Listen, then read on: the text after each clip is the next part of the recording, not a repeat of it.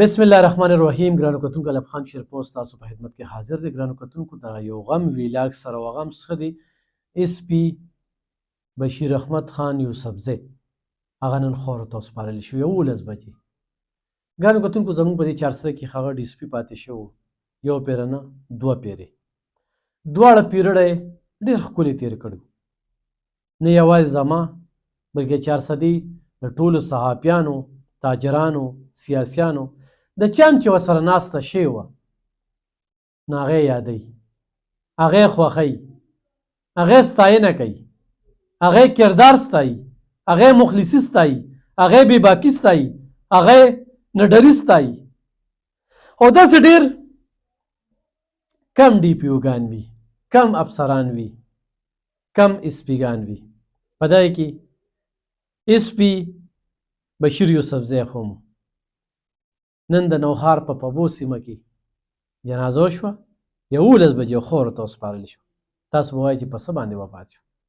د دې نه مخکې چې د کینسر په رنځ کې غاښته شو، او ما ته یادېږي چې بلکل دا ویښتو دا کینسر ډېر ښه مرض دی، خدای دې مؤمن مسلمان وساتي. او په هغې کې راګیر شو او د هغې نه بیا روغ رمټ شو او بیا یې ډیوټي سنباله کړه. نو لومبنی پیریډ یې په 400 تېر کړو، دویم پیریډ کې تنګي تحصیل ته راغی. خو چې کله ما ولیدله زما دا وجود به وبوږنېده، ځکه چې د هغه تصویر ما ته یادېده چې کله هغه ټیم کې ډېر په سختو حالاتو کې و. بېګا چې ناګهاني دا خبر راغی، زړه ته یو ډېره لویه صدمه میلاو شوله. ډېر یادونه یې را سره پرېښود، ډېر زیات ایکسپرټ و. زموږ سره یو ملګري راته شفارس کړو په ترکي کې په دې لانچ کې، په شارټ کټ کې خو موږ د پښتانه ځان مالدارونو مر سره دغه کوو چې موږ نیشنلټي واخلو، نو په ترکي باندې په بارډر کراس کړو. نو دغه شانتي یو خاندان نه یو ځوان تللی و، رابطې به یې کولې او پیسې به یې ترې غوښتې. او دې بشیر یوسفزی ته چې مو ووینو په دې موبایل او په دې رابطو ډېر زیات ایکسپرټ و. نو ما ته د ترکي د بارډر هغه لوکیشن او هغه مسله بیا الله پاک حل کړله چې هغه ځای ته هلته کې څوک ورسېدل.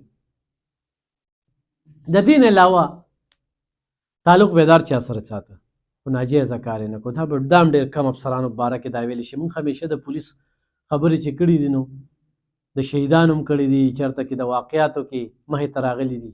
نور داسې ډېر پولیس افسران مړه شوي دي، هم غرض هم پرې نه دی کړی، ځکه چې داسې سیپریخي نه دي. موږ ډېر داسې بیروکریټ ګورو چې هغوی مړي زموږ کلي ته ورسي، او ودونه هم چې کوم دی نو په غټو غټو خالونو کې په بل بل ځای کې وي، او دلته په نظر هم نه راځي. خو دا چونکې د پبو نوښار و، زموږ په 400 کې چې کومه ډیوټي کړې وه، نو نن یې موږ ستایو د هغه ډیوټۍ. یو ورځ دا پیریډ یې چې نو ما ته وایي الف خانه زه به په تنګي کې څنګه ډیوټي وکړم. یو کس ما سره زما په خوښه راغلی دی چې د ده ټرانسفر ما کړی دی، او ما سره په تنګي کې 9 چوکیا، 3 سیچوګان، 3 مرزاګان چې دا 15 جوړیږي، 14 چې کوم دی نو دې سیاسي خلکو را ټرانسفر کړي دي. نو آیا زه په دې حالاتو کې ډیوټي وکړم؟ ډېر زیات خفه و. بیا بیمارو داسې علومو سره هم ډېره مینه وه، او د هغې نه به هم چې کوم دی نو دواګانې یې اخېستې، دمونو پسې هم ګرځېده، او ورسره چې کوم دی نو علاج یې هم روان و. ملا کې لږ فرق راغلی ما ته یادېږي دا اوسنی پیریډ کې. نو یو ډېر تکړه بهادر انسان. ټولو کتونکو ته وایم چې د هغه دپاره د مغفرت دعاګانې الله پاک د هغه له جنتونه ورکړي. یو ډېره لویه صدمه ده، الله یې د هغه بچو له او خاندان له رشته دارو له وروڼو له صبر ورکړي.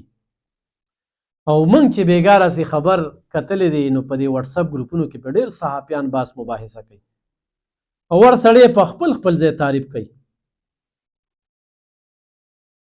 کله هم چې داسې موږ ته کال رالو، داسې څه خبره به وه، نو موږ به ورته میسیج وکړو، په میسیج به یې ریپلی وکړله وي دا پلانکي لوکیشن دی. رابطې عجزي د افسرۍ خوی پکې نه و. الله دې کړي چې دا نور افسران هم د بشیر یوسفزی شانتې عادتونه ځان کې را پیدا کړي، او دا ډیوټي دا د عوامو خادمي وګڼي. موږ ډېر بیروکریټ وینو چې په دفترو کې ناست دي، خو موډ یې ټیک نه وي. صاحب نن ټیک نه دی سبا راشه وخت ورکوي. نو په بشیر یوسفزی باندې ډیر زیات باس مباحثه کیږي.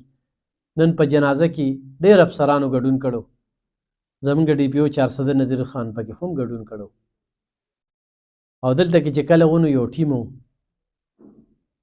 نو ډیره ناسته پاسته هم ورسره شوې وه. هسې به د سر لپاره تلو خو په موبایل باندې ایکسپرټ و، په کمپیوټر باندې ایکسپرټ و، په لوکیشن باندې ایکسپرټ و. نو یو ډېر اعلی تعلیم یافته او ډېر قابل ترین انسان خو مو. یو پولیس والا ولا موبایل یوړو، شاید هغه هم دې وخت کې ډي اس پي دی. نو چا هغو سمګلرانو ولا د آیفون موبایل اغوستی و. نو پیده پې نن هغه ټیک کو. نو ما ته ډي اس پي صاحب وایي چې یاره یو پولیس ملګري راله موبایل لوړو. نو ما ورته چې دا کوم ځای کې وایي چې دا راله یو ملګري واغوستی. بیا راته وروسته پته ولګېده چې دا ولا چا اغوستی و. نو په موبایل نه پیدا. نو خبرې به یې کولې او جارن به یې کولې. یو بله اخمه خبرې وکړو چې کله په کټ پروت وم نو یو داسې ملګری مې و چې زه به یې لاهور ته بوتلم را بوتلم، په ما به یې ټولې خرچې کولې. شاید خو هغه ملګري چېرته دا خبره اوري یا به هغه ته کړي مي. نو وي د هغوی په تاڼه کې جایز کار راغی. نو وي چې په کټ پروت وم نو وي د پولیس والا مې بیا نمبر هم نه اوچتو. وي نږدې نږدې ملګري مې و خو بیا له ما نمبر هم نه اوچتو. نو ډېرې داسې خبرې کړې وې او داسې ډېر پولیس والا ما ولیدل چې په کټونو پراته دي، بیماران دي. نو بیا دا تاڼو کې ناست دوی دا خپل پیټي بند هم خیال نه ساتي.